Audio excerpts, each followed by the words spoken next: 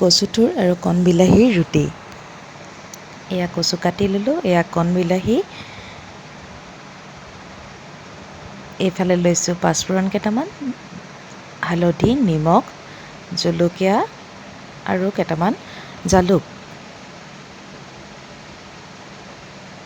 এইফালে গেছত কেৰাহীখন পাতি দিছোঁ, তাত দিলোঁ এতিয়া মিঠাতেল, তাত দি দিছোঁ পাঁচফোৰণ আৰু এতিয়া দি দিলোঁ কচুখিনি আৰু বিলাহী।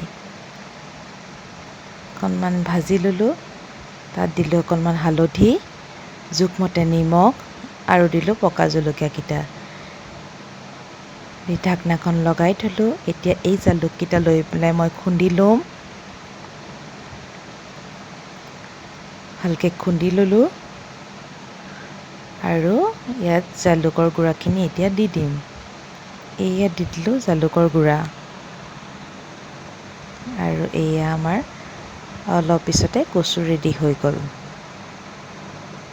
এয়া ধুনীয়াকৈ অকণমান সজাই দিলোঁ আৰু এয়া হৈ গ'ল কচু ৰেডি।